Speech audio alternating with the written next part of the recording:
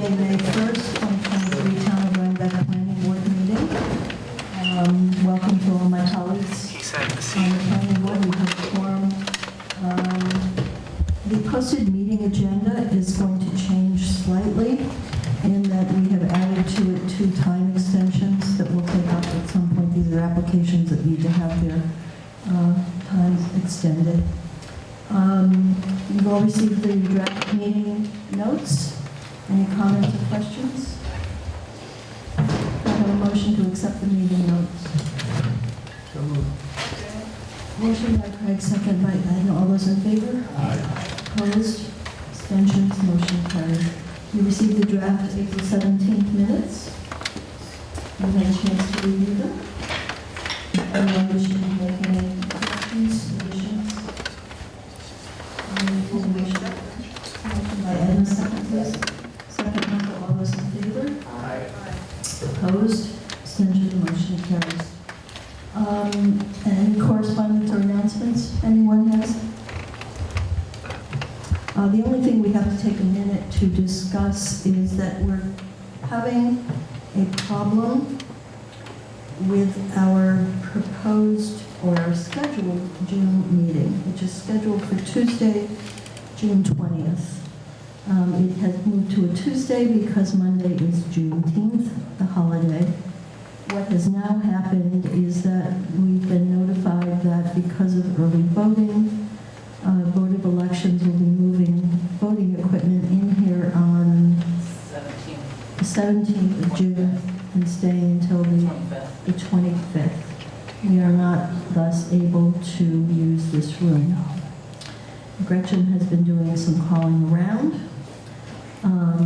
There are no easy other locations readily available. We call the village to see you have meetings scheduled. We've checked in a variety of places. So we have some options that run the gamut all the way from canceling that meeting to moving it earlier, to moving it later.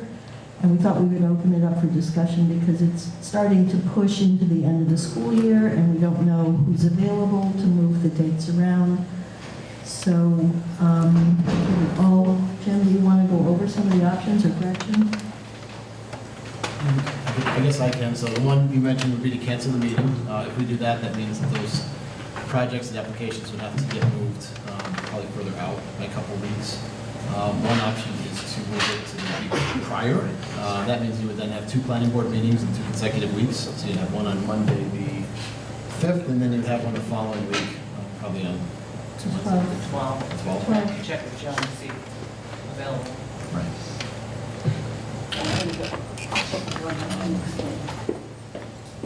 These are probably 2 easiest options, canceling and moving it a week earlier. Moving it later then puts us out past when I think school's generally out. It gets a little bit more complicated and we'll start bumping up against then the first meeting in July. I don't mind having 2 in a row. The only complication we saw with that was by moving it earlier, the one application that we would have on that would show up, that would have shown up on the 20th was Alderkill. And John Lyons and Kim had asked for 2 full months on that. So if we move it earlier, we may not be giving them the 2 months, which would then push the Alderkill out another full month. So I don't know if that impacts. 26th. This week after. You said they're in here, I think she said they were here till the 27th. Did we look into the I think prospect of using the library? She didn't call the library. We looked at the space at the library, and I didn't know if, because the library closes at 7, it can still be used after hours. I think that can be arranged if you call the director, but I can work that out with Gretchen. And it would be we try to have it on a Tuesday, ideally. If we were sticking to the original date we had for June, it would be Tuesday the 20th. Because I know sometimes the library is used as a polling place at the I downstairs don't know if space. it is in the in these early voting or not. Do you know, Yeah. Gary? I don't think so. I think that the early polling, if my memory serves me, is in a few scattered locations around the county, not in every single polling place to choose for general election. Gretchen, Craig is suggesting that he could, as somebody who's associated with the library, try to work out the space there. Right.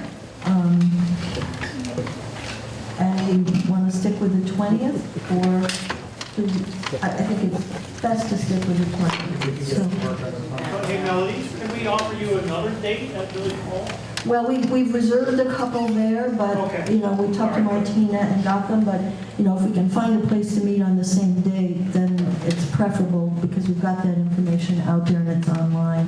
So, but Martina is holding, but we've also got the zoning board that has to move too, so when We can help you. Okay, well, I know Richard's in touch with Martina, and we're holding, so I'll tell the others, we're trying to hold the 21st and the 22nd as options. So we'll try and get something right along in there, if you'll just hold on to those dates, so we don't have to move too much of them. Morton Library also has that nice big room too. It's parking. Oh, the parking, yeah, but there's that big open room. Yeah. Parking, you're right. It's the parking down there, I think, that becomes problematic. And if we have large meetings with a good deal of the public there, it makes it harder for them to get there. And the 12th is off the table. The 13th is the only one she has open, but CAD has meetings, we have to see if they can. Okay, Craig can find out for you, and you two can communicate. And Yeah, I can look into the calendar and see what can be made to work. Okay. And if not, the downstairs space, possibly upstairs after the close or. Okay. All right, we'll follow up with everybody. Thank you. Okay, this evening we have one new application. That's the application of Benjamin Abrahams, Top Notch, 104 Russell Avenue for a minor subdivision. Come on up and please introduce yourself and explain what you'd like to do. Please.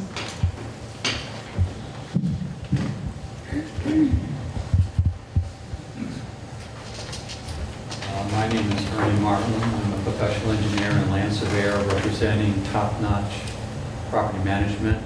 I have Benjamin Abrahams with me. He is a member of that LLC.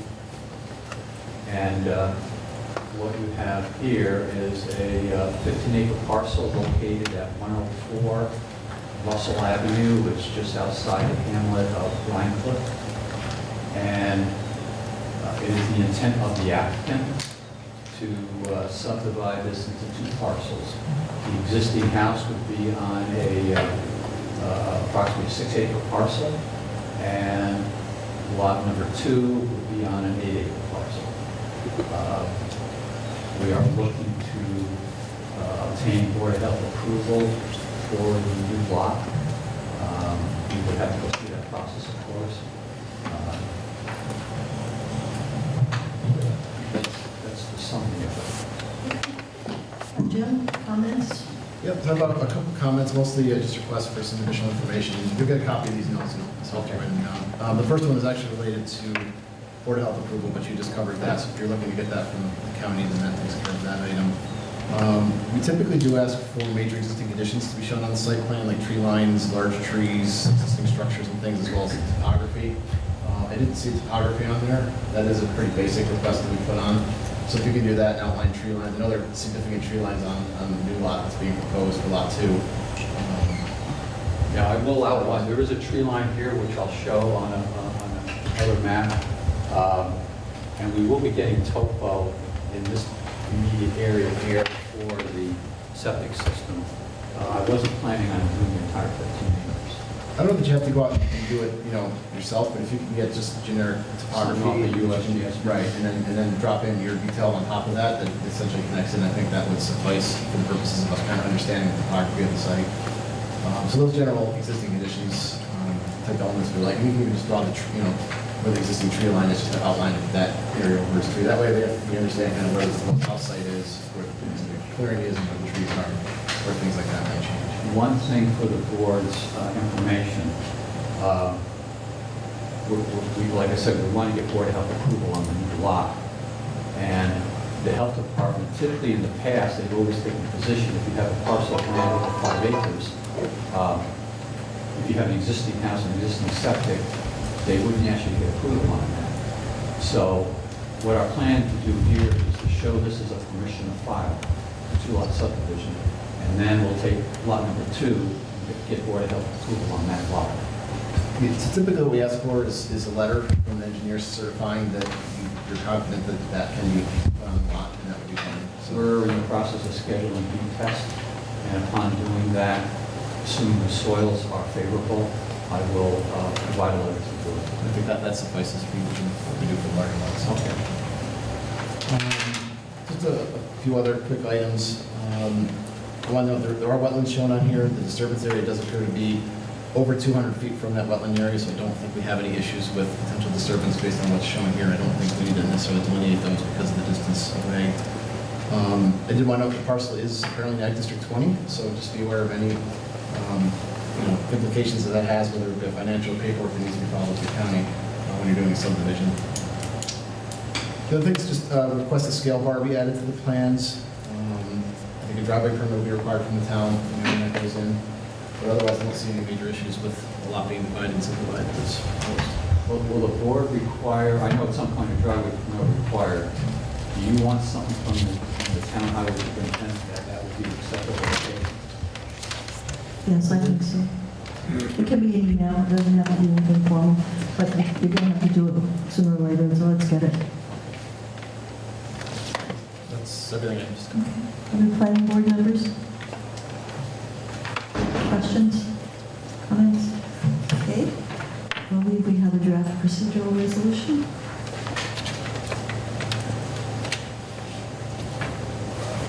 So for the board's consideration tonight, a minor subdivision lot line adjustment for Benjamin Abrams at 104 Russell Avenue, RL5, accepting the application supporting documents is adequate for further review by the planning board and advisors to the public. We'll classify this as listed under seeker, where coordinated environmental quality review is concluded. We will send this to the CAB for review. We will send it to the WAC for review. We will send this to HAPAC for review. Oh, excuse me, HAPAC. I did forget. I believe HAPAC will be requesting a phase 1A and 1B. So we will look into that to make sure that's in the comment notes they go back to. We will delegate 2 planning board members to do a site visit. Would like to visit? Anybody? I'll go. I'll go with it. Okay, Craig and Michael? And we'll schedule the public hearing for June 5th at 6:15. I'm sorry, what was that? June 5th at 6:15 for the public hearing. And between now and then, Craig and Michael will be in touch with you and conduct a site visit at the property. Okay, would you like me to be present when you do that? Someone should be. Oh. It can be you, it can be the owner, it can be the owner, it doesn't matter, but who do you want them to get in touch with to schedule the visit? Why don't you run through me and I'll keep the owner first. Okay, all right. All right, may I have a motion to accept the draft procedural resolution? Thank you, Michael. Second? Second. Thank you, Craig. All in favor? Opposed? Abstention, motion carries. And I'll get a copy of that information. Yeah, before the Gotcha. public hearing, again, I'm sorry, bring that information in, if that's important. Okay. But your memo, will Oh, yeah, great, that will come from Greg. Awesome, great, thanks. thank you. Okay, we have a couple minutes before 6:15. Jim, do you want to do the 2 time extensions? We can do that.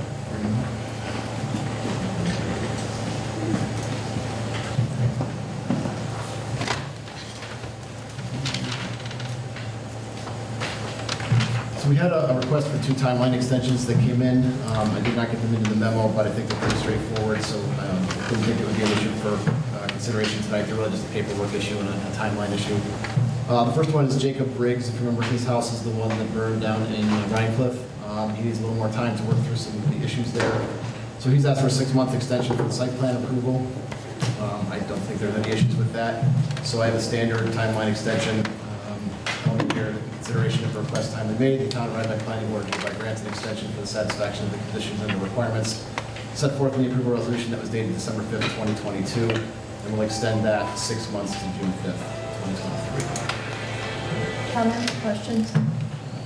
Can I have a motion? Michael? Second. Second, Edna, all those in favor? Aye.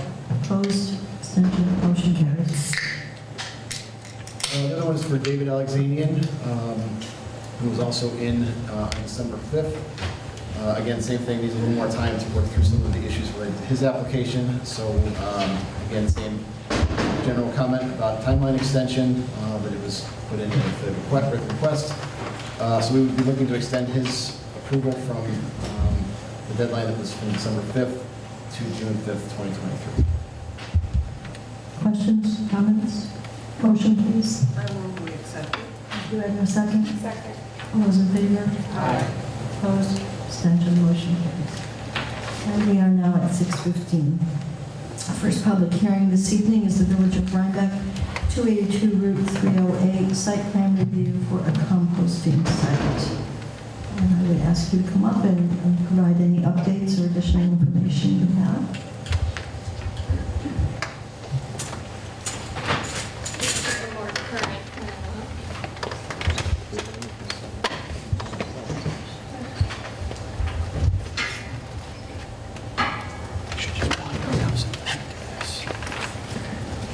Good evening, everyone. How are you? So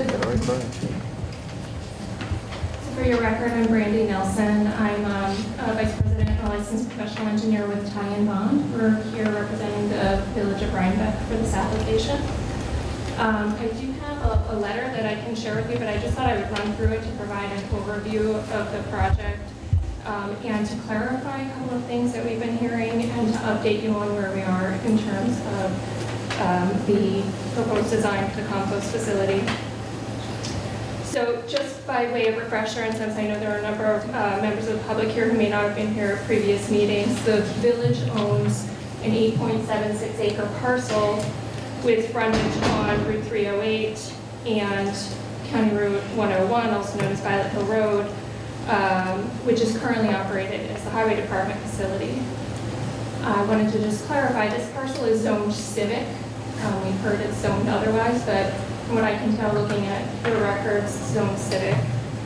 And per the civic zoning, civic uses put forward by the municipality are reviewed under the general standards of section 12567.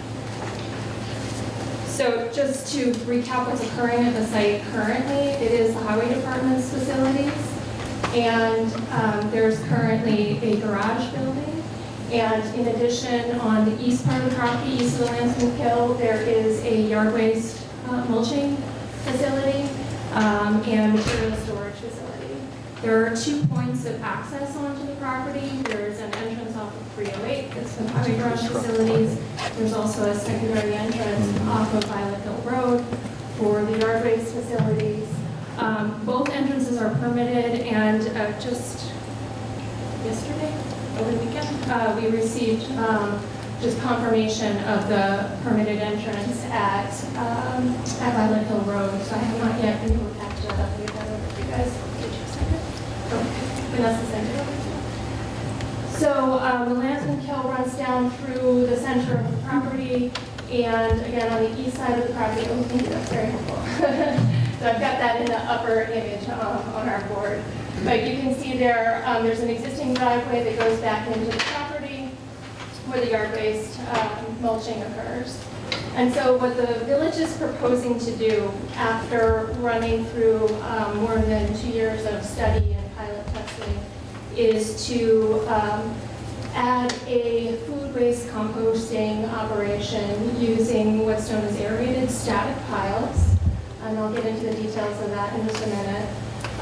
What has changed from our last visit here at the board was that we were originally contemplating that residents would access the property and drop off their food scraps. We've rethought that and decided that we'll have various collection points through the village, and then the village will come and pick up those totes with the food scraps in it. They'll take those totes to the facility. They'll incorporate the food scraps in with the yard waste material. It's bulked at a rate of 1 cart food scraps to 2 to 3 carts yard waste mulch or yard mulch. And then that blended material is what forms the basis of the aerated static pile. That's placed on a concrete pad. There's air that's drawn through it using a blower system that initiates the compost process, keeps everything aerated and aerobic, which reduces any odors. And over the course of 3 to 5 weeks, the compost breaks down. After 3 to 5 weeks, that is considered finished compost, and it's taken and set aside to cure for a couple of weeks. Once it's cured, it will be available for village's use or for sale. So the big change, though, in terms of what we had proposed last time was inviting the public to the property. We're no longer going to be doing that. I think that will help with any questions or concerns about Violet Hill Road and the access there. As we discussed last month, the village is proposing that the compost operation be located on a concrete pad. That concrete pad provides a stable surface for operating the compost system. It also provides a stable surface for our aeration system to exist in the pad. We'll be dividing each compost pile with either bin blocks or concrete CMU wall material. In the plan we submitted for last month, we included 2 photos of what the facility may look like. If budget allows, we'd like to put a single sloping shed-style roof over the compost area just to keep water off of it as much as possible. If budget doesn't allow, what we'll do is probably take a phased approach, but we'd like to get approved for that single sloping roof. The roof would be no more than 15 feet high, and that's just merely to allow the excavator to get under it and be able to move material around with the proper clearances. I think what else you guys had as far as questions. Just in terms of other aspects of the size of the compost system, the concrete pad would be 34 feet by 80 feet. We're asking for permission to have up to 7 of the compost bins. We anticipate constructing 1 compost pile each week, and with a 3 to 5 week compost time frame, those piles would turn over on that, say, 5-week interval. But adding 7, it gives us the ability to expand it if appropriate, and if there's if it's a popular use.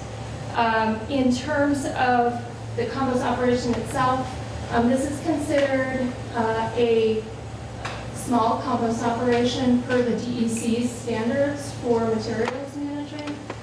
We estimate no more than 2 tons of food scraps per week, or 104 tons annually. What that does is that for DEC's purposes, that puts you in a threshold called registration. So we had to have the DEC come out and look at the site to see that it met the setback requirements, both from residential properties and also from natural resources, namely the stream. So we have cited the compost facility in an area that meets all the DEC regulatory setback requirements. In addition to the bins, we've heard some additional concerns about odors, and I think what we tried to do is Vanessa organized a site visit to a similar facility so that you could have a representative from your board be able to comment on that. I was not there, so I can't comment on it. But aerated static piles, again, keep the compost in an aerobic condition, and so it doesn't generate sulfur gases, which generally are what is considered unpleasant for any sort of odor situation. In addition, we've heard that the blowers may be noisy. The blowers that we're proposing to use will be somewhere between 3/4 and 1.5 horsepower, and they can have a decibel range of around 70 decibels, somewhere 65 to 80 in there. What we're proposing to do to mitigate any noise from the operation is to house those blowers in an insulated housing. That insulated housing is like the difference between you being in your house with all the windows and doors closed versus you being outside. There's about a 10 to 15 decibel reduction from that housing structure. In addition, although the civic zone doesn't have any setback requirements, we're citing the compost facility more than 75 feet from the property line and maintaining the existing trees and wooded vegetation that exists outside of the cleared area and up to the neighbor's property lines. One additional item from our last submission, talked to the village, we will also be providing a berm on the east side, which is the bottom of the page. On the east side of the compost facility, we'll construct a 3-foot high berm and we'll plant it with white pine trees to provide some additional screening, just to try and respond to some of the neighbors' concerns about screening. As we had said before, there's no lighting proposed, and hours of operation will be consistent with the DPW operations because this will just be folded into their current ongoing operations.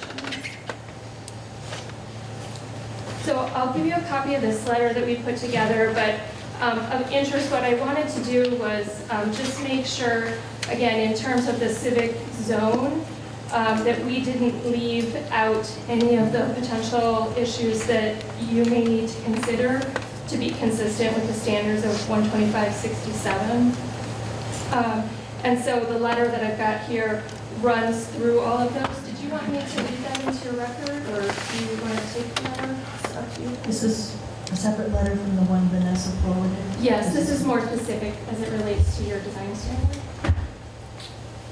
The audience might not mind if it was read into the record so we could all hear it. Yeah, sure, I've got no problem with that. That's all right with the chair.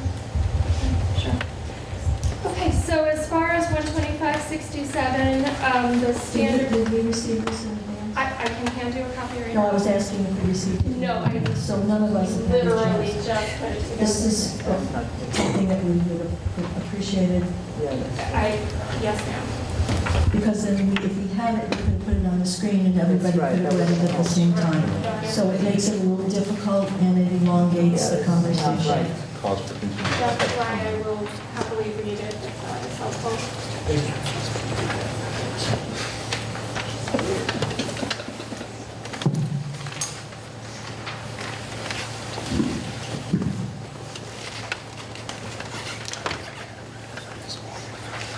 So in 12567, there are a series of items for consideration, and I've just provided where the village's project relates to those items. So the first one is the location and size of the use, the nature and intensity of the operations involved, the size of the site in relation to the use, and the location of the site with respect to the existing and future streets and roads providing access should be in harmony with the orderly development of the district. So again, I'll point out the proposed composting facility is at the village highway department facility. Let me ask you, is it your intention to read all of these in their entirety into the record? I will respond however you think best. Well, we haven't had a chance to look at it. Yes, We I haven't had a understand. chance to digest it. Sure. And I assume we're going to have a number of comments here tonight. So getting this now means we're going to be continuing the public hearing for sure. Sure, I understand. So I'm open to comments from other planning board members to see how long this is. How do you want this all read? I'm not trying to. I understand. That as long as public comment is going to be continued, then we have an opportunity to read it also, so that's good. And it'll be available afterwards. Yeah. I think the public needs to read it regardless, like, just for the comments. Yeah, I fully believe that this needs to be and would have been available to the public had we received it earlier. Yeah, So- I absolutely understand, and that's entirely on me that you didn't get it sooner. We actually were responding to a letter that just came in today as well, so. So if you want to quickly summarize each of those points without reading all of them, I would be happy to do that. And then this will be available for everybody's review, including ours after. Sure. I think the main highlights of this letter are that I don't think we made it clear enough at the outset, even though our initial submission indicated it, that this parcel is zoned civic. And so its use is not like the surrounding RC5 zone, it's civic zone. And so the standards under which you're going to review it are different in terms of bulk and area requirements. There are none, for instance. But what the village has tried to do, they want to be a good neighbor, and they've operated at that location, obviously, for decades. They've had the yard waste mulching operation for at least a decade. So, they've been trying to listen to the neighbors and respond with mitigating measures. So, number one, we won't have the public be driving to the facility anymore. We're going to provide some additional visual screening. If budget allows, we'll put a roof over the structure. We're going to reduce noise by both a berm and by both insulated housings for the blowers. So, we're working to be responsive. We also, through this process, have found out about a light problem on the back of the highway garage, so that's been good. We've been able to correct that. We've gone through the appropriate channels with the DEC to register the facility and have it reviewed. So if anyone has any questions, I'm happy to get into this deeper. Jim, do you have any additional comments you'd like to add at this point? The question I have is just a little more detail about the highway permit that you secured. I did take a look at it, and it talked about a flagger being used, but I also noticed it was only valid for a year. So I don't know if you could just speak a little more to what is going on with that permit. Yeah. So the village has had an ongoing and approved permit, which I actually didn't realize until recently. They've regularly had that permit to operate with a flagger if there is exiting from the facility, not entering into the facility. So it's just to accommodate the larger vehicles coming in and out of that facility. Renewed on a periodic basis. We did talk to the village, or excuse me, the county highway department officials in a couple of different departments. I think we had mentioned before, if we're gonna have the public, that's why we needed to have the easement, because we needed to secure an area that could be cleared of brush just to maintain a longer sight line. Is that easement now not needed? That easement is not needed, that's correct. So you're working under the existing permit, but the new highway permit is just to clarify the flagging is used for vehicles going out. That's and correct. Yeah, this part's all I have for Okay. I would open it up to the planning board, and I believe Edna I was... have a couple of questions. How often will new material be brought in and mixed? So based on some of the study information that we reviewed, we anticipate that one pile would be created each week, and that we would do incorporation of new material to create that pile maybe 2 to 3 times per week, depending on the amount of organic matter collected at the collection points. So 2 or 3 times a week, new material will come in and be mixed into the same pile. Is that right? That's correct.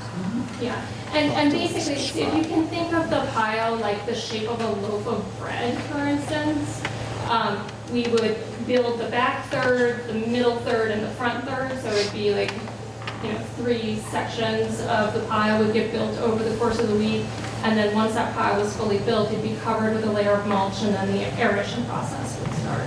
Would it be covered with mulch in between the Yes. insertion of new material? Correct, yep. And there is a curing process, and I'm wondering, where will that occur? Where will those piles be? So this plan is a little bit older. The newest plan shows our bulk material bin and our curing bin. The bulk material bin to be, do you see where there's a hammerhead turnaround here? Yes. So bulk material bin would be here and curing would be here. Both of which need to be in the upland area outside of any setback requirement. Now, as I understand it, after 4 weeks, the material in a particular cubicle gets moved to a curing place. Yes. Is it then kept separate from other curing material? Or, are there separate piles for every month, or are they all? No, again, it's sort of like when you create a pile initially, there'd be like most cure, middle cure, and the least cure, and you would work in a first in, first out sort of fashion.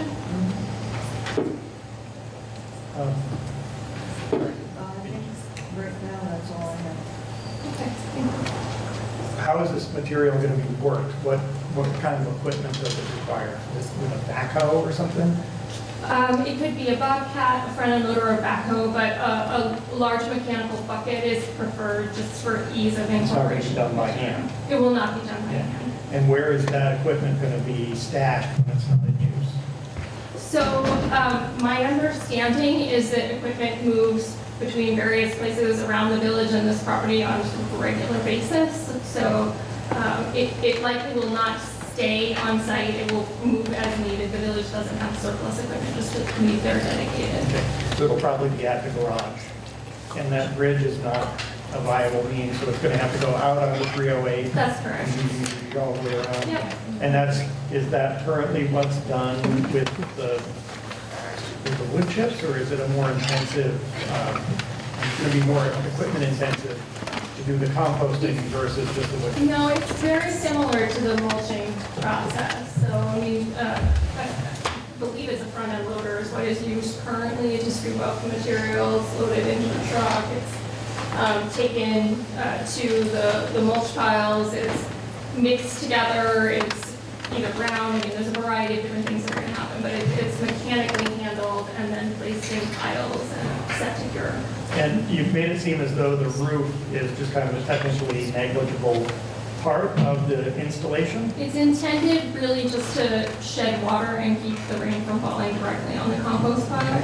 Isn't the control of the moisture in the pile pretty critical? That's correct. There are optimum moisture levels in the pile. When you're drawing air through the pile, you can imagine that's a drying effect, right? So there may be moisture that needs to be added, but if we end up with a really rainy June and it rains 20 out of 30 days, you may not want all that water falling on the pile. So monitoring the moisture level will be part of what needs to happen as part of the operations of the facility. And then the finished pile, does that get covered with a tarp, or is that just? It would likely be covered with a tarp. It's not necessary, but I think it's good practice. Okay. And I think you had mentioned at a previous meeting that there was some control of the leachate. Yeah, that's correct, and I did reiterate that in this letter. So the reason to have the bins on a concrete pad is just to provide both a smooth but an impervious surface for the composting to occur on. If there is any excess leachate, there'll be a drain system to collect the runoff or the excess leachate from the compost facility that can be pumped and taken to the village's wastewater plant. So there'll be a space below the pad apparently, where, We're working out the details, but a tank adjacent is what we're anticipating right now, but below grade, yes, ma'am. Regarding the roof, as this moves along, I think we will have to make a decision regarding what will be in this application in the end. You can't have it both ways. You're going to have to decide that you're going to go for the roof structure and commit to that or not. You can come back later with a request to put the roof on at a different time, but if you put it on now and you can't fund it, you're still obligated to, correct? Well, we need the application to reflect what they intend to do. Exactly. Other planning board members? The finished product being soil, I guess, at this point, is that open to public for pickup? Just the way the village handles mulch currently, there'd be an opportunity for purchase, and I believe it's delivered, is that correct? Yeah, it's delivered by village personnel to those who are purchasing it. And currently, it's just the village. The town has not entered into a partnership on this yet. I believe there are discussions, but, It's just village. pardon? The town has not entered into, Thank you. although they did pass a resolution to approve funding based on the availability of grant at their meeting. Anyone else? Anything else you wish to put on the record now? Giving you plenty of time. Okay. Thank you. So we're going to move now into the portion of the meeting that we open it up to public comment. I imagine there are a lot of you here looking to speak. We have received a number of letters that are in the public record. If you sent a letter, just as I suggested to representative of the engineering firm, if you can summarize your remarks rather than read 5 or 6 page letters, it will be a long evening if we have to engage in that. So I'm going to ask you one by one to come up, raise your hand, We're going to try and limit you to 4 minutes so that we can get everybody in. And if the comment that you're making has already been made 1 or 2 or 3 times, we ask you to try and make your comments individual, not repetitive, so we can move along and make sure everybody has a chance to comment. So we'll start with whoever gets their hand up first. And also name, address for the record.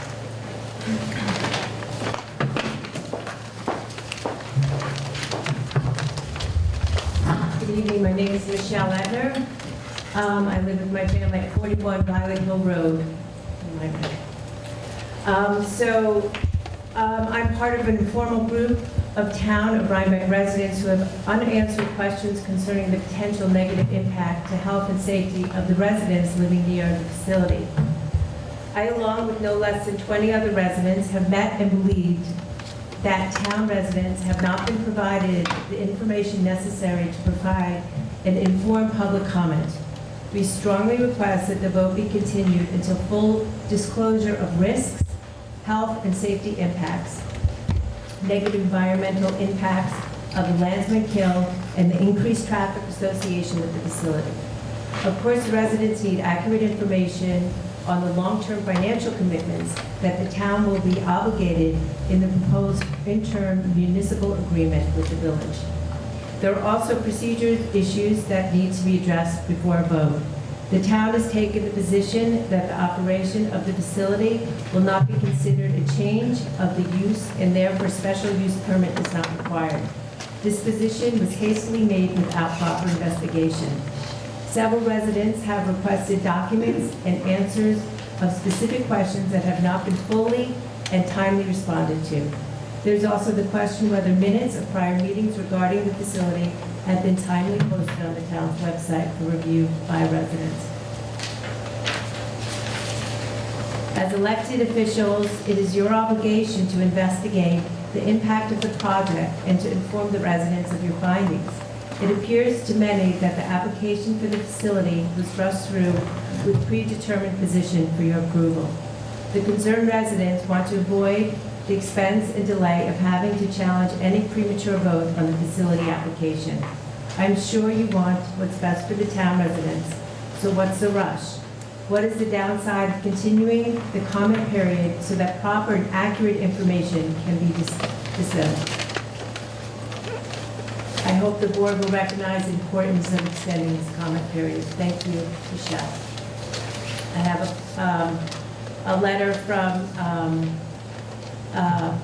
48 Violet Hill Road, which is just right up from the proposed composting site at the corner with Berger Road. As neighbors have raised a number of valid concerns worth addressing, we do not need to reiterate them. We ask them to be read of the statement into the record to emphasize one in particular, which is traffic. They have 2 little children. They just moved from New York.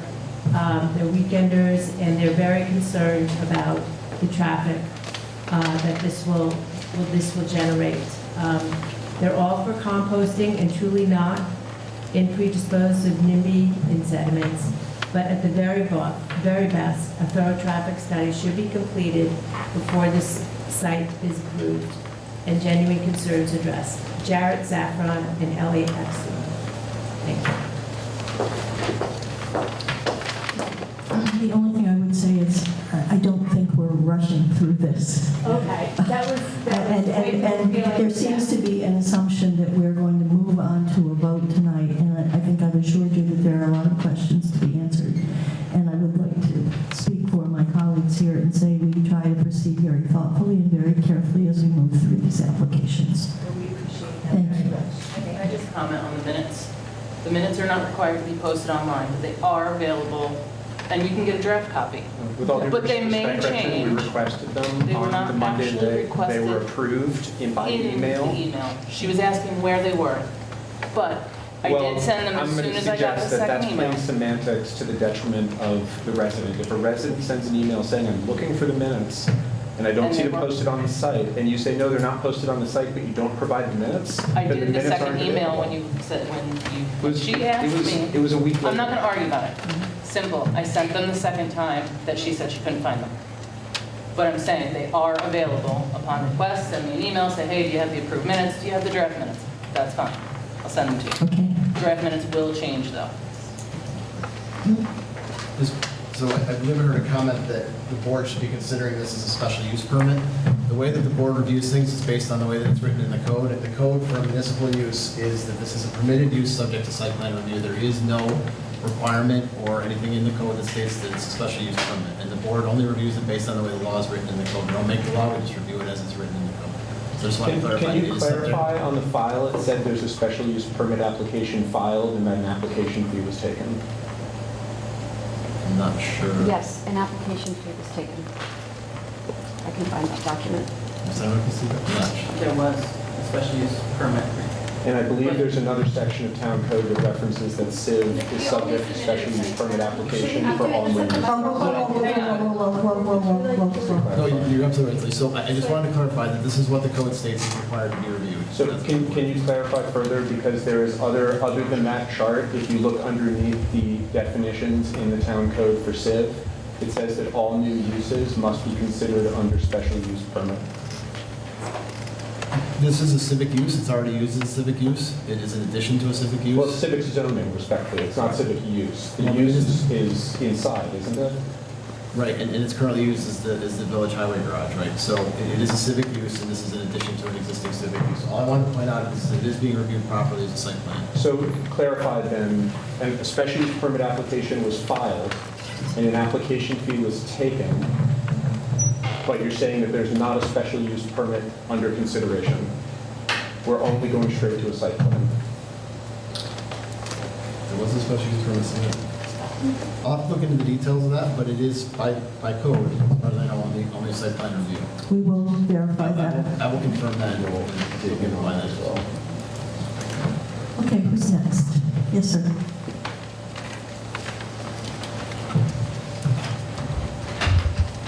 Hello, John Cusick, 34 Violet Hill Road. I will go through this quickly. All of you, I believe, received this on April 25th of last week. So our concerns are many. One, despite what has been presented, composting does create odor. And you can go on the internet and research that if you want to, and there are a number of lawsuits here that we cite over composting facilities. The state of Washington, $785,000 they had to settle. Utah is being sued for $425 million. The state of Michigan is being sued over another composting facility. So all that has links to the lawsuits that you guys can click through and see.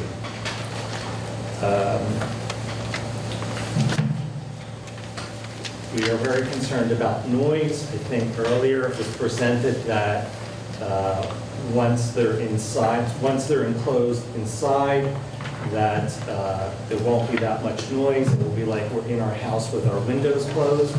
We don't spend 24 hours a day, 7 days a week, 365 days a year inside our house. So a lot of us will be outside a lot of the time, especially during the nice weather, and we are going to be impacted by sound, no matter what they do. Our highway department personnel qualified and motivated to run the proposed facility. The proposal envisions use of the highway department personnel to oversee the site. Training is required. We also question where the reported 10 hours a week is going to come out of the budget from the highway department, whether they have people sitting around doing nothing for 10 hours a week, or this is going to require more overtime.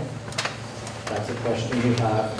I know that this board is not concerned about budgets. That's really another board, but I would ask that as taxpayers, that's a question for all of us. Rats like compost piles. Piles and heaps are the most vulnerable composting methods easily accessible to rats. Open outdoor piles are easily accessible so rats can jump in, and we provide a link to that you can log out. There's a few other things here. I won't go through them. The other thing I would comment on a comment that was made earlier about the highway department being good neighbors. Only someone who's not a neighbor of the highway department would think that they're a good neighbor, because they are not. That place is disgraceful, the way it's run. The noise already is intrusive on us, and the way it looks is absolutely terrible. We realize it's not a proper Victorian sitting room, it's a highway department, but if you take a look, there is trash and garbage all over there, and we have a real concern that the highway department will not be qualified to undertake this, and really, quite frankly, have no motivation or will not care whether all of this is done properly. And you can see all the discarded materials from the mulching projects that they undertake thrown all over the highway department, if you made your visit or you have not. It's very easily, you can see it very easy from some of our neighbors' backyards. So, thank you. Who's next?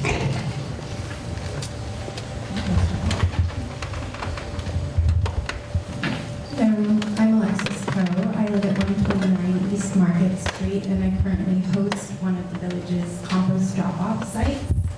I haven't noticed any odors. It's in my driveway. I walk by every day. There's been no increase in any sort of wildlife. I have an edible garden and a toddler who definitely comments if she saw any sort of animal. It's been like another garbage can. And a dozen families, I think, use the drop-off site. I've seen a car once. Thank you.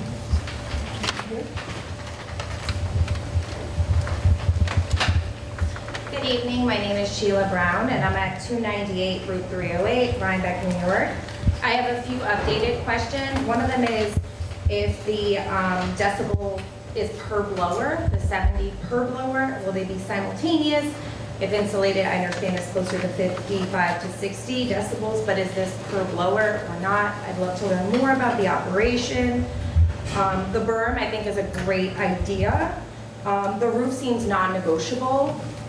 One, I would be concerned about runoff, management of matter in general, and I'd like to learn more about how sustainable this is between more vehicles being on the road, between all the machines, the several locations. If there is a way to further calculate the sustainability, are we still discussing the same amount of waste? And how much room do we have to grow in this space? That's another concern. I think starting off in a space where you can grow would be wonderful. I'm curious to see like what this can take on as far as can the program grow here, or should we start in a place where it can grow? In addition, I think it's great that there would be less vehicles on the road, but we, as a neighbor, I still have some concerns and questions and would like a more detailed outline of the modified plan. Thank you.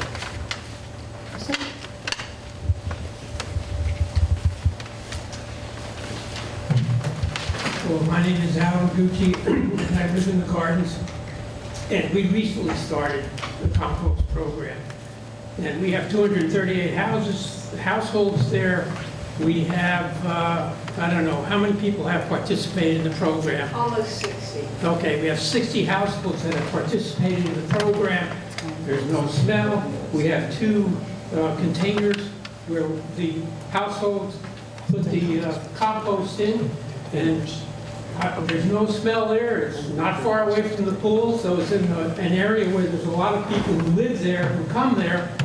There's the school bus that comes and picks up the containers. We're very proud of our quietude and our peacefulness in the gardens. That hasn't been disturbed at all. So if that's a mini example of, and I know it's not a whole town-wide, village-wide project, and that there would be more involved, but it's been very successfully introduced in the gardens. Let's see, I'll take some. And then last one, and then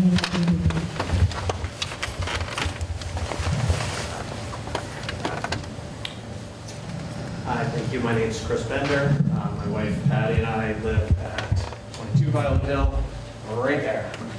I believe John and us are the 2 closest to this. I don't want to hit points that have already been hit, but I do want to make a comment on, as far as the entrance, I believe I thought one of the facts that came about was that the entrance was, what's the word? Approved based on a flagger being there if people are exiting that road, right? Well, my windows overlook that, and I've got some bird feeders in the yard, so we're looking in that direction quite often. We've been living there about 2 years now. I've not seen a flagger there one time, and the town highway department guys are in and out of that all day long, in and out, in and out, in and out. There's not ever been a single flagger there. So I would raise the question of, it sounds like that entrance is potentially being used improperly already, based on my observations for the 2 years I've been here. I also would question the sight line of that entrance. Vanessa had tried to have my wife and I have a survey and an easement to allow them to cut back a bunch of brush that is in the gully that we share with the highway department. We have not signed that easement, and obviously we're not going to. So if she was looking at trying to get that brush cleared out for a line of sight, and it's not cleared out, I'm just wondering if there's proper line of sight to that entrance as well. The noise level, I believe, was stated around 65 decibels. I just Googled that. It's approximately as loud as an electric leaf blower, slightly less loud than a gas leaf blower. I'm not sure what the hours that the fans are going to be running, but that's a pretty significant buzzing outside, even with our windows closed. And in the nice weather, we do like to open up our windows. I heard some comments about within the village, things being in containers and not smelling, but that's really a false equivalency. We're obviously not talking about anything that's going to be in containers. This is going to be 7 open, whatever, stalls, I guess, right? So this is not a closed container. So I think that's a false equivalency when we're talking about odor. As far as the good neighbors, I'm going to just put on that. So we share this gully here, and we've got a fenced-in area over here, and a busted yellow barn. We're getting to it. We can only fix so many things at a time in that dilapidated house. So our fenced-in area is here, and this section of the gully here is full of trees that were cut down, like down trees, big logs. I'm going to say 12, 15 of them. It's not nice to look at. They were dumped there with no regard for our property or us having to look at it. Closer to the entrance area, there is old concrete. Some of it actually still has yellow paint on it from roadways, whatever. Also just dumped. It's on their side of the gully. It's not on our property, but we got to look at it. So not really good neighbors there. And then my last comment is a question, which is why this is being put into residential area versus being looked at the transfer station with the town that's out in a very less populated area with lots of land around it. It seems like the town and village have to be somewhat on board on this thing together a little bit anyway. Seems like a much more appropriate place. Thank you very much for the opportunity to speak. You're welcome. I would just like to make one comment, and I'm sympathetic to the comments of the neighbors, but I do want them to understand that the planning board does not police good and bad neighbors. So your issues, if you have them, need to be directed to the proper authorities. As we review this application, that is not relevant to our review. I'm not dismissing your concerns. I'm just trying to respond so that you don't continue to think that this is something we can take action on. Understood. As are the comments on financing and whether employees are qualified. That's not within, I'll get back to you. That's not within our area of review. And I only brought that up as a a point to reiterate that if they didn't care to do that job properly, then why are they going to care to do this job properly? And that's not an area that we wander into. And I also think that if you have these issues, I would continue to encourage you to speak to the elected officials who have the power to change the circumstances that you have issues with. It doesn't get played out here in this meeting, respectfully.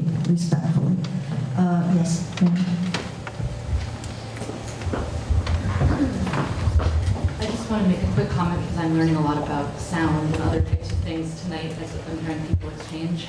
I just want to point out that I'm going to the internet as well in this. I'm not a sound engineer, but to the comment about the level of sound being equivalent to an electric leaf blower or gas blower, which I fight. I live in Rhinecliff. I'm sorry, my name is Kate Cox. I live in Rhinecliff, New York, 451 Kelly Street. But a 70 decibel, what the internet is telling me is that 70 decibels is in the middle of the decibel range, the sound level of a regular washing machine, and 60 decibels is as loud as a normal conversation between two people sitting at a distance of about 1 meter. So I'm sure that how sound is registered and how it is perceived, if it's in a box or not, is one thing. But before we start saying it's this, it's that, it's that, I just wanted to add that to the public comment that how it's measured and what it sounds like can be different. Thank you. I saw a hand over here earlier. No, if not, I'm going to ask if there's anybody, and I'll get back to you. I just want to make sure I've got everybody the first time. Yes, sir. I have a few questions. It's to the planning of the facility. It seems like... Could you introduce yourself? My name's Arthur Perkins, 34 Violet Hill Road. I'm on the property line. I just keep on hearing the goalpost moving, like we just got approval, a letter yesterday, the planners. And I'm just curious, how many compost sites has your engineering company produced? How many have you done? What's your experience?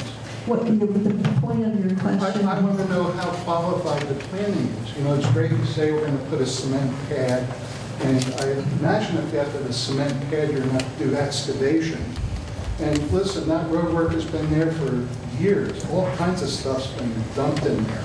And I'm worried about as you tear it up and move it around, that, you know, environmentally, stuff is going to happen that probably shouldn't happen. And believe me, all kinds of stuff's been dumped in there. And if we hired an environmental engineer, we would probably find there's been some stuff dumped that really isn't to the letter of the law. So that's just one thing. The other thing is the monetary part of this, the budget. It seems like there's a lot of unanswered questions, what this is going to cost, and who's going to pay it. And the town has said they don't want to participate financially. The sloped roof has the budget. If we have money, we'll do it. Maybe we don't. The original comment was 10 hours a week for the highway department. But if they're going to have to go around and pick this stuff up, that's more hours. And the stuff they're picking up, you know, composting, most people composting at home don't put meat and a lot of wet material in their compost. But I understand this is designed for wet material. Like if you have meat that's gone bad, you can throw it in the compost pile. And that, maybe in a garbage can in somebody's driveway, dry compost won't get attacked, but I guarantee you the raccoons, if there's meat in a can, they're going to attack it. The other thing I thought was that wet composting with meat materials had to be emptied once a day.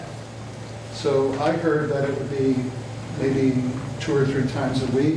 You know, how if we're doing wet composting, how that needs to be picked up every day.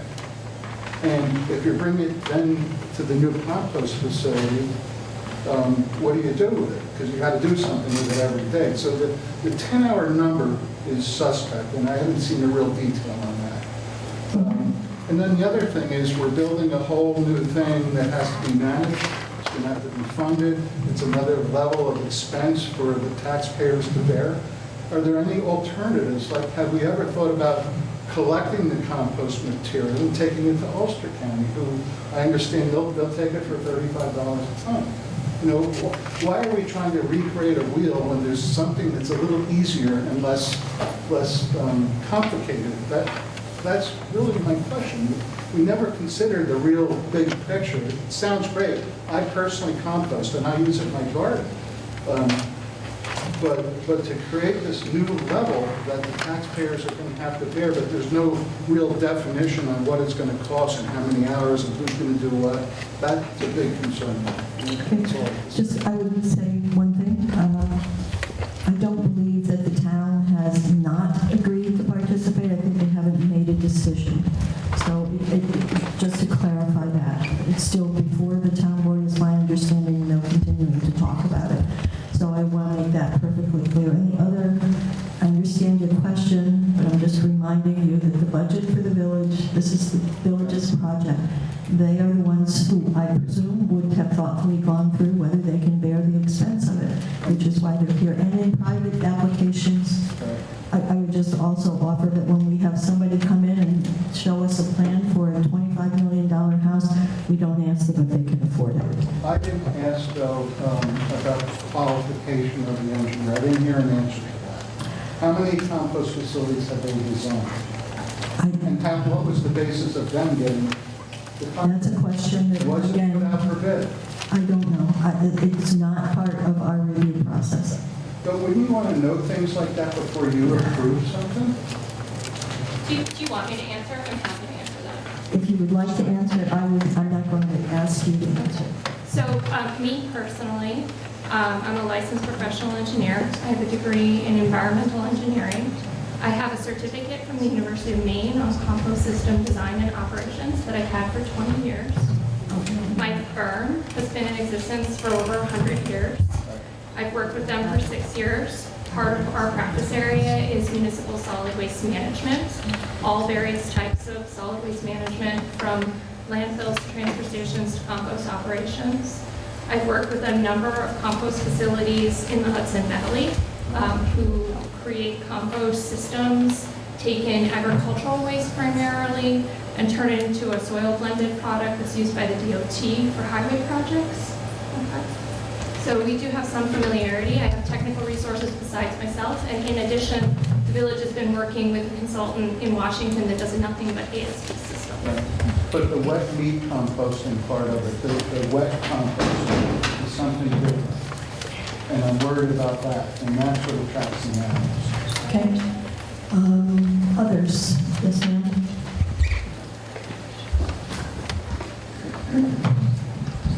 Hi, my name is Sarah Rosenthal. I live at 108 Salisbury Turnpike in Rhinebeck. I just want to be a voice for saying that there are town residents who are very excited about this, and just to bring this to kind of a bigger view, that I know that our village government has considered this extremely, completely, and it's wonderful to have questions. I think questions and critiques can make a project better. But I know that the village government has been considering this. I know and trust that you all are looking at this through the lenses, the very particular lenses that probably none of us in the audience can completely understand, and are looking at it through those lenses to make sure that this is in accordance with all the laws. So I just want to say, we need compost. I personally just spent $400 on soil for my raised bed, so I doubt very much on a budget level, which I know is not your issue, that we're really going to end up as taxpayers bearing a burden that is greater than what we pay for our gardens almost every year. We live in a wonderful agricultural community, and this is a part of it. We make soil, we make noise, we have vehicles, and we all want to contribute to that community and to having a beautiful environmental future. And I think this is like a really incredible project, and I would feel very proud to be a Rhinebeck resident who can say that we here are creating soil and growing things, and that is part of the culture of where we live. So thank you very much. Let me see. Spoke briefly, or Will I speak briefly? No, I was confusing you with someone. I apologize. Kirsten Green, 249 Burger Road. I really appreciate all of the sentiments from the people that have given you letters of support, but you might have noticed that not a single one of those letters came from one of these addresses. These are the addresses that matter. These are the addresses that are going to be affected by the composting site. These are the addresses that are going to have the noise and the odor and the coyotes and everything else that's going to come with it. So I ask you to keep in mind that when people say, oh, we've had 13 letters of support, they're not the voices that matter. The voices that have all sent you letters of opposition from this forum are the voices that matter.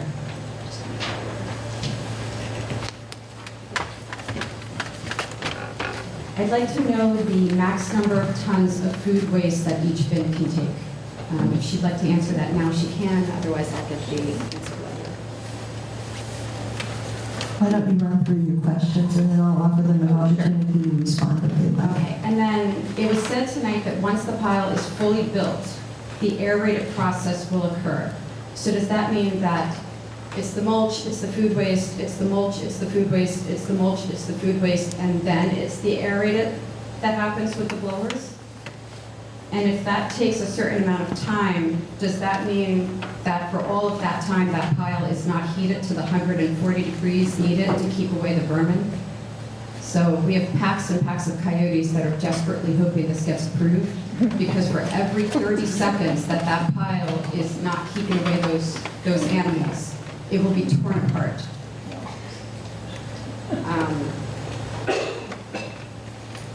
I just would like to point out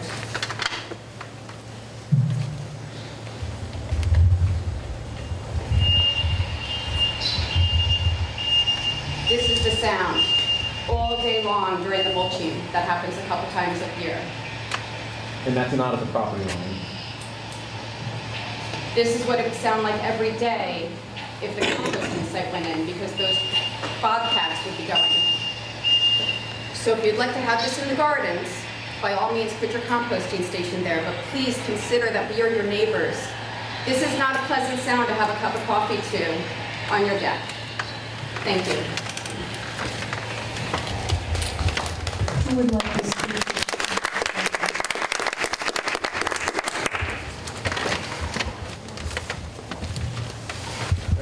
Can I just ask a quick question? Was that a video personally taken, or was that just a... Nope, that was my video taken. Now, it's video taken from our parking lot, which is Last 300 feet from where those things are. So when you talk about actual noise level at the property boundary, which is what the code is to, I mean, that's 50 or 60 decibels 300 feet away up the hill. Hi, Karen Murphy, 74 Rabbit Hill Road. I quickly apologize to the flyers and double spinners in the audience. I won't go over any of the things that were already brought up, but I just had a clarification from Mr. Jim, I believe. Before there was open comments, people before us, I thought I heard you say you need to be 200 feet from any wetlands for the previous man. No, in the previous application, I was saying their proposed disturbance is over 200 feet away. So what we look at in the planning board level is the limits of a wetland and then a 100-foot buffer from that wetland. What I was saying is they were over 200 feet away from the wetland itself, because they were well beyond the wetland buffer, and therefore we didn't have any concerns about them having to delineate the wetland. Typically, we'd have an applicant delineate a wetland if the wetland is close to any kind of disturbance or if it's maybe near the buffer. I was just saying that they're well beyond it, and I didn't think that was necessary for that application. Thank you for clarification.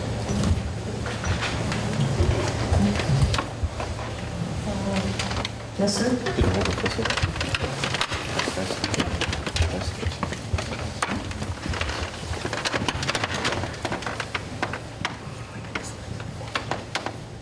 Jim Murphy, 74 Violet Hill Road. Just a quick consideration for you guys. When the engineer was up here speaking, she was showing us where the curing piles are going to be, and that's not on the pad. I don't know if anybody remembers, I've lived up the hill 31 years from that site. When they did the 9G 308 construction, they took all of that rubble and filled in that wetland. So even though there's soil on top, once the soil goes down, it's going to run right through, right down to the Lansing Hill. I don't know that they have to do a perk test like they would with the septic system, but that's something that should be considered.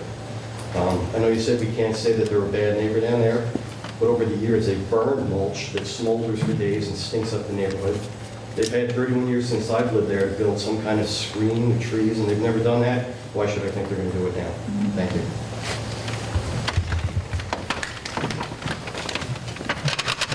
Anyone everyone else before I circle back? Everybody have their own turn. Is everybody else okay? You're up again. Make it different. Get in there, Leon, get in there. Oh, I can hear you. Maybe you haven't been up there. You have not been unnoticed. Well, thank you for noticing and for hearing all of us. As you can see, we have a lot of really concerned neighbors. We've done our best to try to all be communicating because we wanted to know, like, are we crazy, right? Like, we all support composting. We all support taking cars off the road, I think. We all seem like that sort of people when we get in a room, right? Like, all of us want what's best for the earth, and we would like to support a composting program's general availability. The decision to put it in this location is what's at question. Not should the village be running a composting facility, not even should the village be building a composting facility, which if I lived in the village, I would definitely be at those meetings talking about. But this is about where are we siting, proposing to site the compost facility.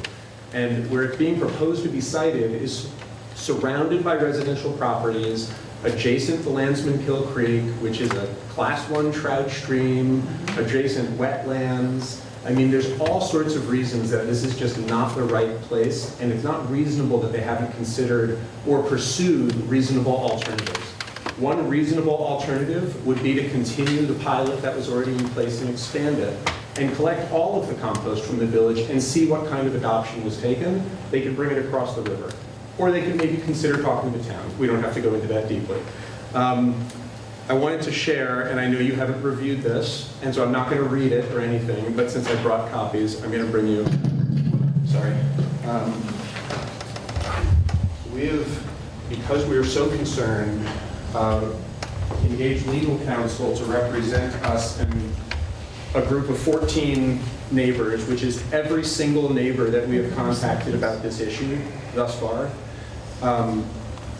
wants to be involved in trying to make sure that this does not happen, because we all see it as a complete rolling catastrophe. This came into us late today. It did, so I know you haven't had a chance to review it yet. And so I just wanted to kind of raise those couple of points. Now, on some things that were said today. First off, the village has purported that this will save 10 cars worth of carbon, but now we're talking about trucking heavy equipment around the village to service this thing 3 to 5 times a week. Right? So I don't see how there's really a carbon question in there, nor does it necessarily play into the site plan. Sorry, I'll try to keep it on point. Finished compost is required by the DEC to be carted to landfill within 12 months. Right? So we're going to be generating how many tons a month of compost? I don't know, 10 tons a month, 15, 20, it's 2-to-1 ratio, and I think they said 2 tons a week, so that's 24 tons a month of compost being generated. I think we all know that the village cannot sell its mulch. Can't sell its mulch because it's yard mulch and debris from the roadside and the poison ivy that got pulled down that had Roundup sprayed on it and the Christmas trees, and nobody wants to put that in their garden. So now we're going to take the mulch that can't be sold because it's low quality mulch, combine it with organic material that nobody wants here, create problems for the neighbors, and end up with 24 tons a month of mulch that we're going to get to the end of the year and have a DEC obligation to cart to a landfill. Right? So I think there's a question about that. I think there's further question about what happens with that 24 tons of mulch as it's piling up. It's not going to be on a cement pad. Not mulch, but compost that's finished, right? It's not going to be on a cement pad. Wastewater, we just heard tonight. Wastewater runoff, if it happens to hit that concrete pad, is going to go into a tank. Now we've got to have somebody pumping a tank of wastewater and bringing the wastewater to a wastewater treatment facility. Right? So one additional point of failure for this operation waiting to happen, and then we've got, again, runoff into Landsman Kill or runoff into something that's not on a cement pad that runs down into groundwater. It's my understanding that the wells that formerly serviced the village water supply are on this property, capped. It's also my understanding that they're the backup water supply for the village should the water treatment plant fail. So I think that might be worth some consideration on whether we want this runoff potentially impacting the groundwater around well water supply systems. We'll let go of that for a minute. Thanks. I'll wrap it up with this. So I think we're in agreement that with Time Bond, that this application should be subject to the general standards, 125.67. 125.67B states that the location, nature, height, and buildings, walls, fences, and the emphasis, nature and intensity of the intended operation will not discourage the appropriate development and use of adjacent land and buildings, nor impact the value thereof, right? Doesn't say anything about you should mitigate any potential impact, right? I think a reasonable person would say that if you put a commercial scale composting facility on the adjacent property to a house, it's going to impact the value of that house. 125.67G states that the character and appearance of the proposed use, building structures, lighting, and other outdoor signs shall be in general harmony with the character and appearance of the surrounding neighborhood. Emphasizing here, these shall not be more objectionable to nearby properties by reason of noise, fumes, vibration, or light than would the operations of any permitted principal use, right? Clearly, it's been acknowledged in testimony there will be some odor, there will be some sound, there may be some coyotes, right? All of these things, we're talking about mitigation strategies. There is no contingency in the general standards for mitigation. It says they shall not. Thank you. Thank you for hearing this.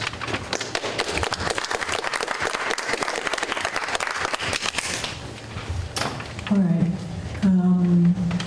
I would open it up now.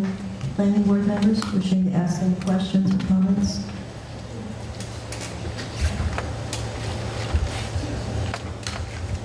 All right. And you went on the visit. You had some ideas about potentially a workshop. Would you like to share that? Yeah, I went to Valhalla with Vanessa to see an operation there that's similar. I think they can't hear you. That's similar in the sense that it is an aeration system. It's slightly different in that it, quote, cooks longer. Instead of 4 weeks, they have it in the cubicles for 7 weeks, and the curing is a little longer. Instead of 4 weeks, it's 6 weeks, as I remember. This is a site that is located between the Sprain Parkway and a prison. So what, not exactly. It's on the Westchester. We walked around the site. Yeah. When I was close to one of these cubicles, there was an odor to my nose of mulch with maybe a little sour note. When we were 50 feet away in any direction, there was no perceptible odor to me. The operator there, Alex, and I don't know his last name, was very, very informative, very enthusiastic about composting, but I felt also quite objective and frank. He said, for example, that there is odor involved with composting. The question, though, is what kind of odor, how often does it occur, and how far away must you be before you can smell anything, or how close must you be before you can smell anything? He also mentioned that the curing operation, since it's not aerated, might introduce a bit more odor. But again, if you were 50 feet away from those piles which were covered with tarps, there was no odor. He, as I said, was very informative and offered to come up if he might answer questions or describe his own operation. And the board might actually want to consider that, you know, having go up, hold a workshop, the public could listen in, and the board could ask any questions that they might have. I just looked at an overall map, and I didn't see any residence homes around that location. Were there any residence homes close by? Well, I didn't see any. I think that there is a homeless shelter not that far away. But the facility is very close to the Spring Highway. In fact, we were trying to listen to the blowers, and you really couldn't hear them because the traffic noise was louder than the blowers. Other board members? Ma'am, no one mentioned if the village produces enough yard waste to compensate for the compost itself. They would need 4 tons every week to come in there. And that would double the truck traffic by 50% more traffic. Planning board members, we're obviously going to be continuing the public hearing. Do you have any interest in inviting in an expert to workshop this, or is that something you would not want to consider?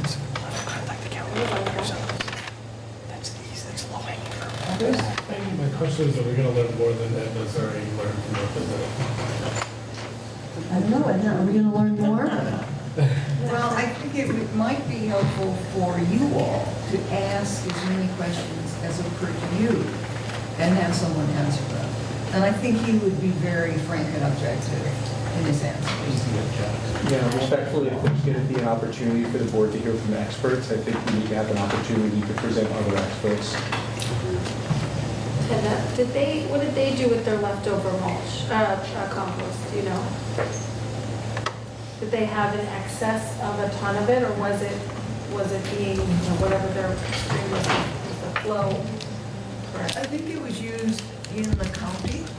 You know, this is on a county site, and I think it was used by the county. Jim and I have just conferred, and in responding to all of this and in responding to your particular comment, Jessica, we have not to date referred this application to our engineering consultant, that is CPL, and they provide expertise to us, and they probably could provide expertise in this area as well.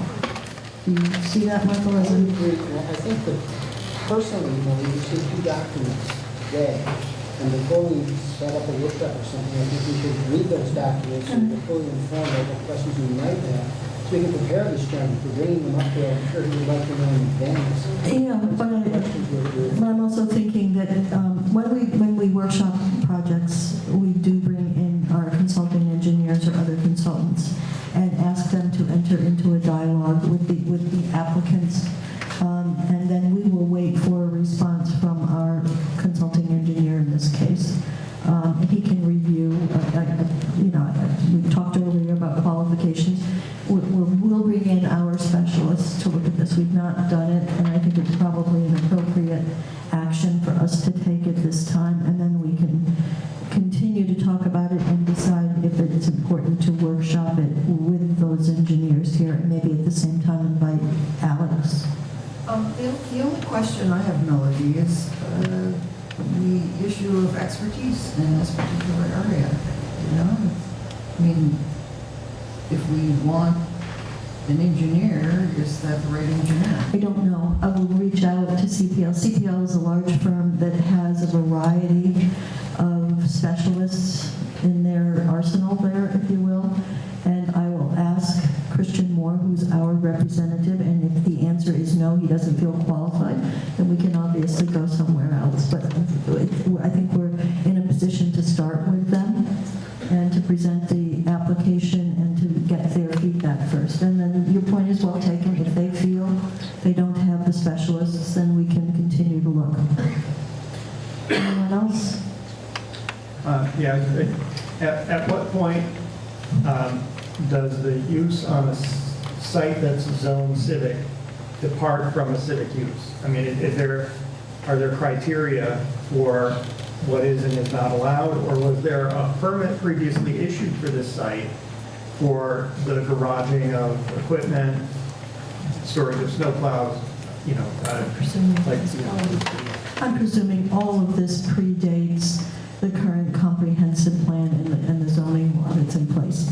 Correct me if I'm wrong, but it probably predates zoning in the town, unfortunately, because I don't know how long the department's been there, but I'm assuming a very long time. I think the dumping of the road millings happened sometime around 2004, according to some That of the would, of course, be before the current zoning law and comprehensive plan, which is 2009 and 10.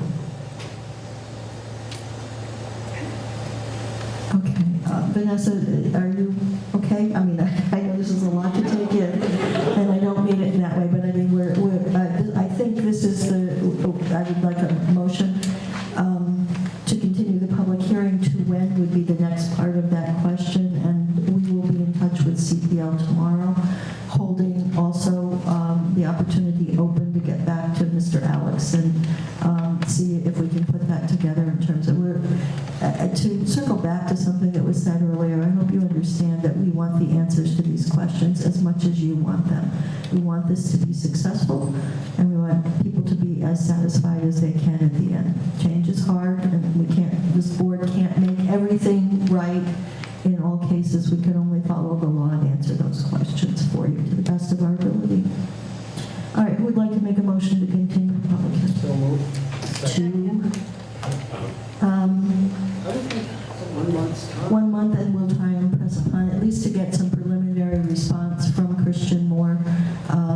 We'll get the information to him immediately, and then he may get back to us and tell us he's going to take longer or something, but we'll be back in, it will be June 5th. I have a motion and a second. All those in favor? Aye. Opposed, abstention, the motion carries. I want to thank you all for sticking to the timeline, making your remarks as comprehensive and succinct as you can. It's a lot to get through. There's a lot to consider, and I appreciate how civic-minded you all are. Thank you.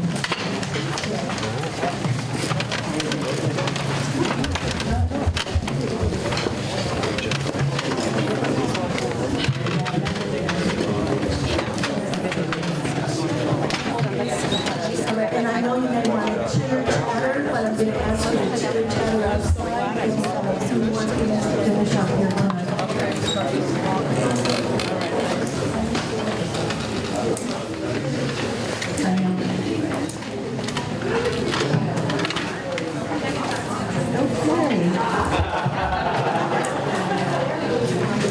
You can all adjourn to the nearest bar if you like. But make sure you go to a sports bar, obviously that would be important. Okay, the second public hearing for this evening. Apparently not very many people are in this one. Sorry. Is that of Alexander Lloyd Morton Road, site plan review, the construction of a single-family dwelling and an artist studio. I just want to tell you I'm very sorry. If I knew it was going to be that long, I wouldn't have put you first on there. It's all educational. And I believe I confirmed with Gretchen that it's this round because of your vote class. Please, ladies, can we ask you so we can hear ourselves think? Years ago, you were down on the. Can you take the conversation? Excuse me, sir. Sir, we can't hear ourselves here. We apologize. We didn't realize you couldn't hear yourself. We will be. Thank you. Thank you so much. Have a good night. You too. Okay, the floor is yours. Make good use of it. With very boring procedural things, I hope. One detail I confirmed with Gretchen is that because of your vote at the previous meeting, this is actually now site plan and special permit review public hearing, because both are relevant due to the location of the house. One thing that's happened recently, we heard from Christian Moore this morning, as has sometimes happened, it's the day of, but this time it was basically, okay, I'm clearing my comments with a suggestion to follow up on whether the Department of Health still wants a grading plan letter from the board. I looked again at there's a letter from David Pearson at the Department of Health on February 14th that Gretchen was copied on. That does confirm that a grading plan is no longer needed, but otherwise, unfortunately, I don't have another thing from the county. We heard from Christina, our engineer in Langen, that they surfaced last Monday and said, hey, we're finally looking at it. Great, can you tell the planning board something? And so that's where that is. And so they've said, yes, you can do type 1, but they have not signed off on the thing. Let's see, there was a batch of submissions. I had mentioned we were working on this because the project has had a good amount of scrutiny from various angles. We pulled together a summary of the various standards, ways that we think the project has been designed or revised to meet them. Certainly won't ask to read the whole thing to the record, but if there are specific questions about it, I'm happy, from the board, I'm happy to answer them. I think we just did that off the party. Okay, great.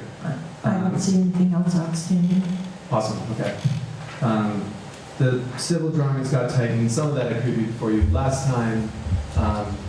There's a new landscape plan that's revised that takes into account the opportunities created by the type 1.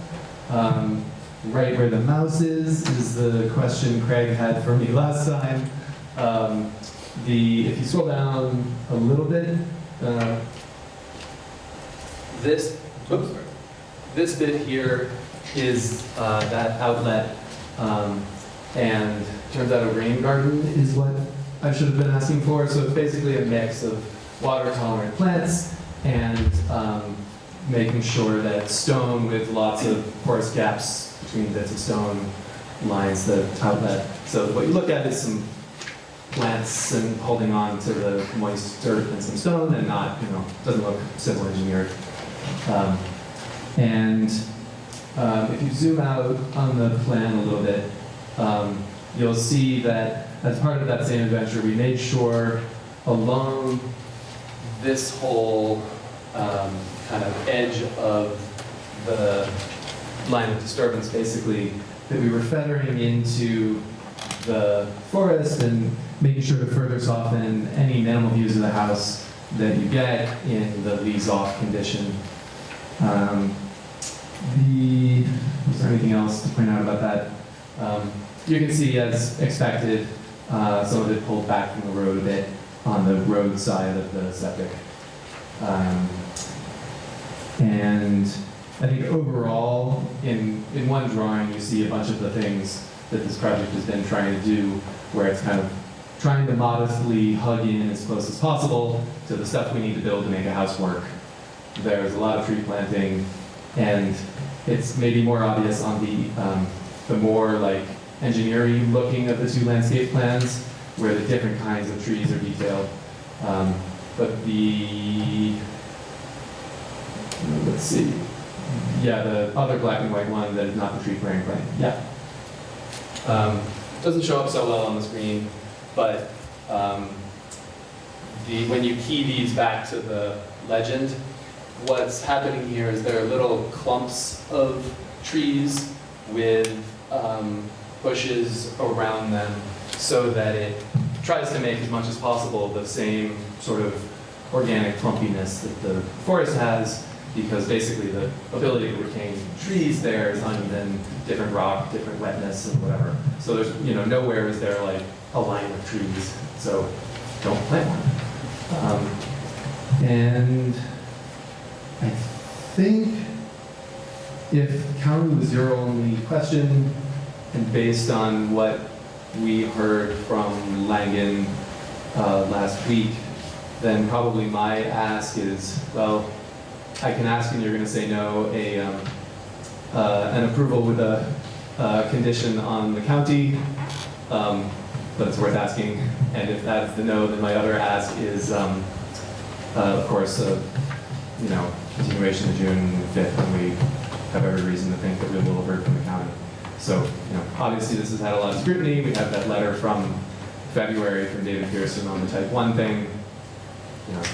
I think the one thing that you would need to realize is that if we did do an approval with a condition, and it turned out the health department decided they didn't like the type 1, you'd have to start over. Because we will have taken action on your application. So we'll We could done our promise to job. put you first next time.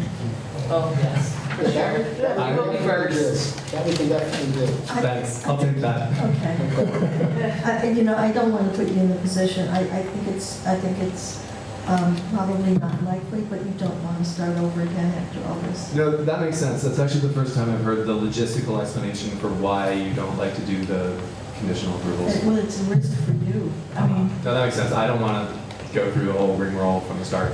so I could ask Jim. We have a, I don't think there's anything else if we can get a motion to continue the public hearing. And maybe Jim would be willing to reach out to Dave and just touch base with him and see, you know, kind of update Dave from our end where we are. And That'd be see great. if we can make that log jam a little bit. I'm glad to hear he says they're looking at it. I know they've been really bogged down lately. And so I have a motion and a second. All those in First up on June 5th. Yeah, you want to amend the motion to say that? We can second it as well. All those in favor? Aye. Opposed? Okay, you're first. And to be clear, I assume that was dated, that said that to our engineer last week. What she said was DCDOH. And a practical question, I guess then that means at the next meeting, there would be a resolution ready that incorporates the site plan and the special use and so forth, assuming things Draft resolution, Tony? I draft a resolution for the first public hearing, just so that it's there, because I don't know the timing of any application. They almost always get amended and changed a little bit, but it's there and ready to go when. I remember Gretchen explained that to me, but I realized that at the very beginning of this whole process, there was only the site plan, and so I wasn't sure if the draft also included. I need to update that with the special use. It doesn't. Awesome. I just looked at it. Yeah, and it I need to just- update it with the special use permit, Okay. but we will have all the necessary. Your project is moving forward as it needs to, a site plan, special use permit. So Great. that in there. All right, thanks so much, I think I everybody. took the vote, right? Did I take the vote? Yes, you did. Yeah. I'm so rusty. All right, speaking to the maddening crowd, the third public hearing scheduled for this evening, Rock Ledge, and that is 492 Acre Brook Road site plan approval, special use permit and wetlands permit for condo units. And the applicant has asked for a continuation to June 5th. So may I have a motion to continue the public hearing to that date? So moved. I'm recused from this. Thank you, Edna. All those in, second, please. Second. Thanks, Craig. All those in favor? Aye. Opposed, abstentions, motion carries. Last up, we have one ZA referral that Jim will run through for us.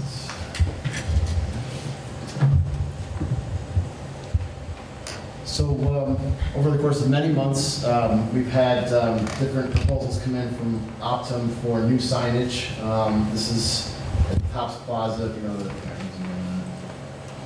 the existing sign on the Caramount is there, and they're coming in, they want to replace their sign. Originally, they wanted to do a sign here, they wanted to do the sign out the road, and when they did both of those, it triggered the need for variances. So they've come back with a proposal just to do the orange sign that you see on the top here, as well as some window decals that will be on the, not window, but door decal. This is a door? Hold on a second. Don't they have some lettering on the doors?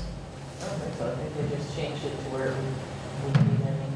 Yeah, so anyway, they don't require any variances, put it that way. And so the application is mainly just for your consideration of what you think of, I guess, the design and color of the sign. It's actually smaller than what's there now, so it's actually reducing the sign in terms of size. I think the color is their standard color. I noticed it on the Caramount buildings over by Adams just this past weekend. So it looks like it's a... Can you not? Yeah, the building is huge and I know. Well, this is at least smaller than what's over there, but I am saying that I think it's a standardized corporate color that they go with it. We get bought up by Home Depot. Could be. So the original referral information I gave you was actually when it still required a variance. That changed after I sent the letter out last Thursday. So Any comments or questions or thoughts you want to send back to the zoning administrator on this? I just go for it and hopefully they don't change their mind again. Oh, they will. It's not that, it's, you know, at least it gets smaller and smaller, so maybe it'll be a smaller sign the next time. So no comments? Hurry up and really change your name again. Well, there's that too. I think Just to be official, a typical- no comments, and we'll send it back to the ZA to Yes. Yeah. process. Who wants to make that motion? So So, moved. second. All right, all those in favor? Aye. Opposed, abstention, motion I carries. will point out around signs, I don't know if you saw that Amtrak sign, but it's really, Well, we're really working on upsetting. that. Well aware of it. Really upsetting. We have been, well, why don't we adjourn the meeting and I'll continue on that. So we have a motion to adjourn? So moved. Second. Thanks.